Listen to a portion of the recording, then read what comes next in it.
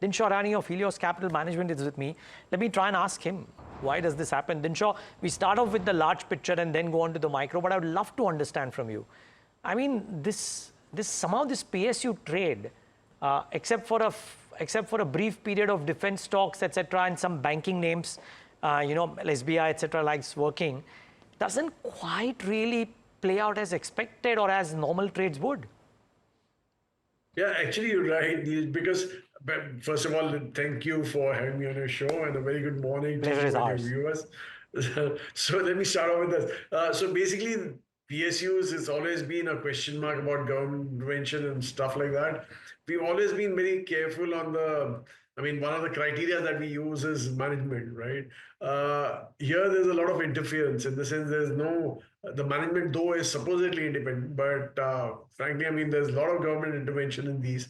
If you remember earlier, the PSU banks used to have a lot of NPAs thanks to their exposure to sectors which were forced upon them by the government. Fortunately, that went away for a while, and that's why things turned around. And in fact, in one of the speeches in the parliament, our prime minister did state that my PSUs are my gems. And after that, people started really looking at PSUs in a very constructive way. And frankly, only pockets which really benefited, like railway PSUs and defense PSUs, oil and gas were always there.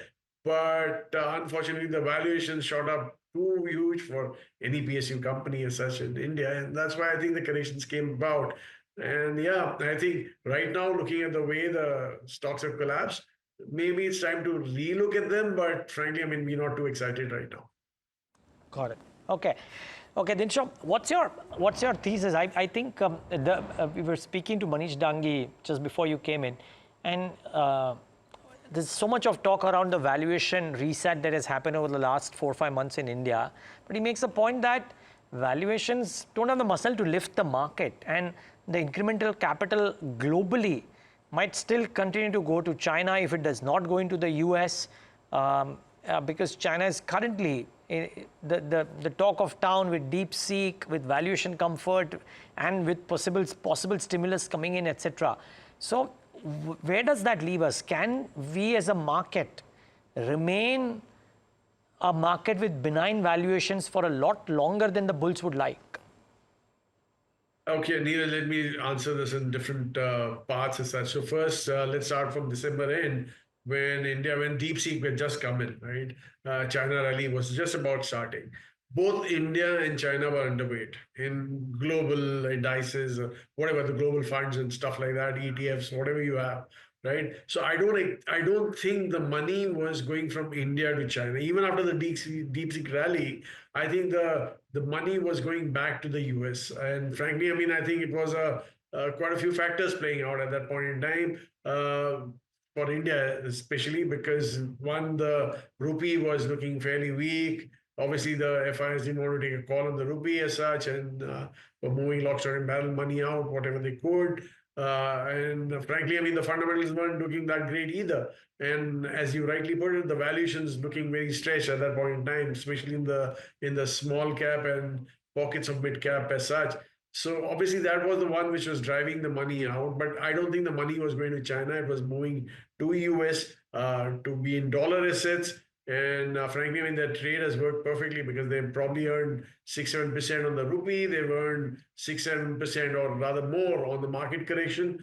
And plus, US has done 3-4% up again. So they've earned quite a bit of delta on that trade, I suppose.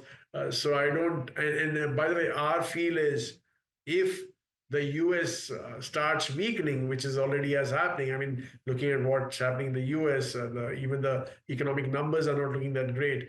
I think the money will flow back to India. It's a very contrarian call, but I think that money which is parked there may just come back to India, but won't happen in a rush. I think our rupee has to stabilize at some point, and then probably things will work out. Looking at China, though, I think the rally was all driven by AI. I don't think the Chinese manufacturing companies have benefited because of this. It's mainly the AI-led flows which have propped up China per se. And I don't think that was the money which was moving out of India. So we were very clear that that's not going to happen. Coming to the valuations, again, if you look at 1 year forward, and by the way, that 1 year forward figure will change in April, because now we'll start talking about FY27.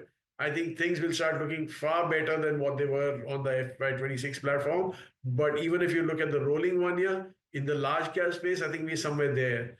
In the mid cap space, if you remove the frothy 2030 stocks, which are there in the 150 odd, I think again we are somewhere there. Small cap, fortunately, the one which we talk about normally is the 250 stocks in the index. But if you go beyond that, the corrections are much more deeper, and obviously value is much more there as such. So I think somewhere near we're in the end game. We're somewhere there at the bottom. I can't. I mean, nobody can call out the bottom, but our heart tells us that we're somewhere there, and probably now is probably the time to start nibbling at whatever cash you've raised in the past. And we have quite a bit of cash lying with us, so maybe we'll start looking at the markets once again constructively. Okay, and Dinshaw, the common narrative, at least a few days back, was, oh, only look at large caps, don't look at mid caps. The last few days, I'm hearing people say that now we have stopped making that distinction. We're going to buy growth because even the valuations at the broader end of the spectrum in select names are looking attractive. Are you of the same camp, or are you preferring the safety of large caps? No, Neeraj, I think I'm in the same camp. I think basically, I mean, there's a lot of value lying in certain mid caps. In fact, we have a large and mid cap fund where we've been, constantly underweight our mid caps as such. In fact, it's gone down to quite ridiculous levels now. But we want to up that percentage, and I think now is the time to start, as I said, nibbling at your mid caps, and that's why you'll notice that in most of our funds, you'll see additions to mid caps happening on a regular basis. And frankly, I mean, not only mid cap, there's also small caps which are there, which are looking fairly attractive in terms of valuations. In fact, you can see them, right? I mean, you don't have to be too predictive out here, but if you run the screener on the mid cap index, you'll see that certain stocks have remained strong in the past couple of weeks. So it's obvious that there's value there, and there's people are coming back to them. So I'm in that camp, that where I would rather look at adding to mid caps rather than running for the safety of large caps. I think that trade is done and dusted. From here on, you have to look at alpha generation. And frankly, I mean, this is the time when stock pickers can really thrive. This is the time when they can really create value for their investors. I think that's where we are today. What do you like, Dinshaw? I mean, can you just, give us some sense, because the SMIDs are such a large bucket, right? And there are a lot of companies which have given some fairly good commentary. So I know you can't talk companies, of course, but I'm just trying to understand. Where do you find? Is it the energy transition? Is it EMS? Is it something else? What do you like? None of the ones which you talked about, though, Neeraj, but I think those are still frothy according to us. Okay. By the way, so our feel is that it's more of the domestic plays, like say healthcare, not pharma particularly, but say hospital space. I think that has done fairly well going forward.